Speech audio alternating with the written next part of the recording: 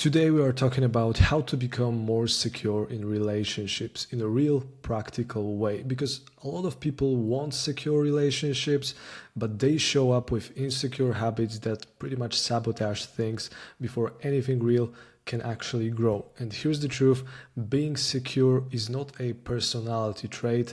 You are not born secure. Security is a skill set, and you build it by doing certain things consistently, especially when emotions are high. If you've ever found yourself overthinking, chasing, shutting down, or losing yourself the moment you like someone, this video is going to help you reset, simplify, and step into a more grounded version of you. One of the biggest differences between a secure person and an insecure person is how they handle emotional triggers. Secure people feel the same emotion as everyone else, but they just don't let those emotions hijack their decisions. So when something triggers them, like a late reply, a weird tone, or someone pulling back, they just allow themselves to feel it, but they don't immediately fire off a reaction. So secure people take a moment, they ground themselves, and they answer from clarity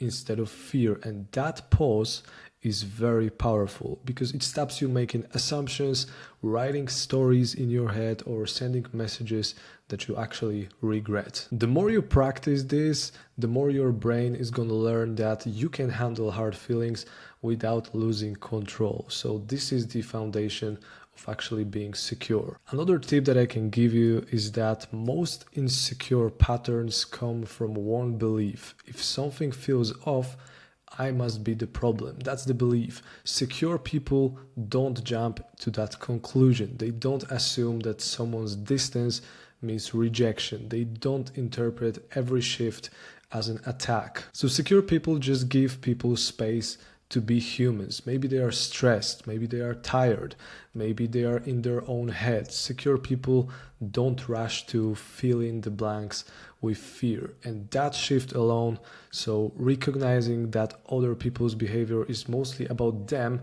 and not you, that can save your relationship, your sanity, and your actual emotional energy. Because in the end, not everything is personal, not everything is a threat. People are dealing with stuff all the time, and when your mind stops scanning for danger all the time, connection feels a bit easier. Another tip that I can give you is that secure people communicate their needs very clearly. They don't hide their needs, they don't guilt trip or explode after holding things for too long.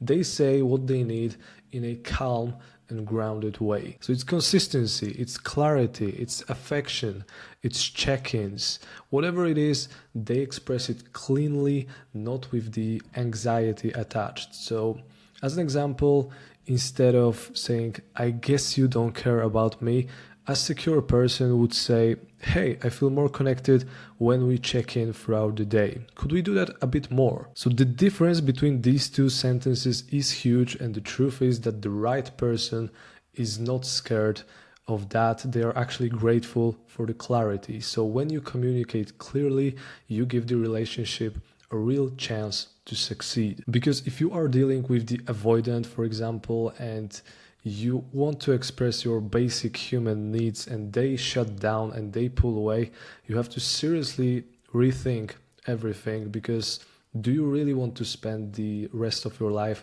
with a person who behaves like that?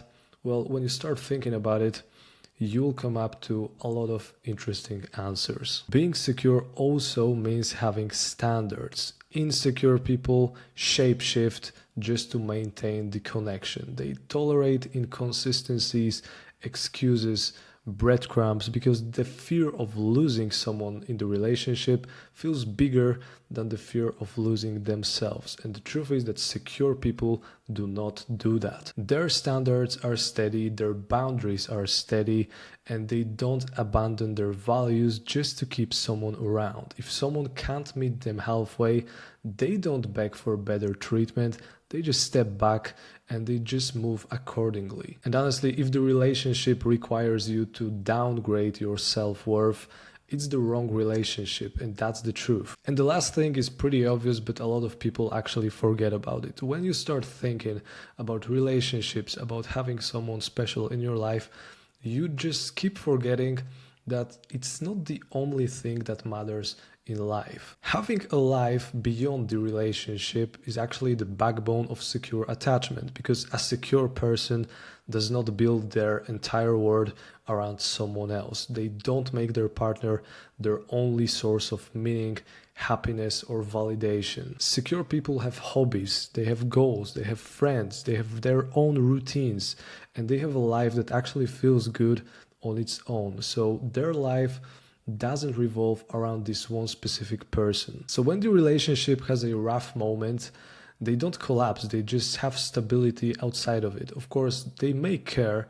and they may think about it, but it's not like their entire world just collapsed. So being secure is not about not caring, it's about having a full life, so you are not depending on the relationship to fill every emotional gap. And what's funny, it actually makes you more attractive because you are not clinging, you are not chasing or losing yourself in someone else's energy. Plus, you have a lot of stuff to do, so when you are focusing on other stuff, on your hobbies, on friends, on your purpose, well, you just don't have that much time to think about that person. And most people think that becoming secure is some huge transformation that takes so many years. But the truth is that it's not that dramatic. It's just about these small choices and slowly rewiring your way of thinking. It's all about these tiny moments where you just choose clarity over panic, when you choose boundaries over fear, when you choose patience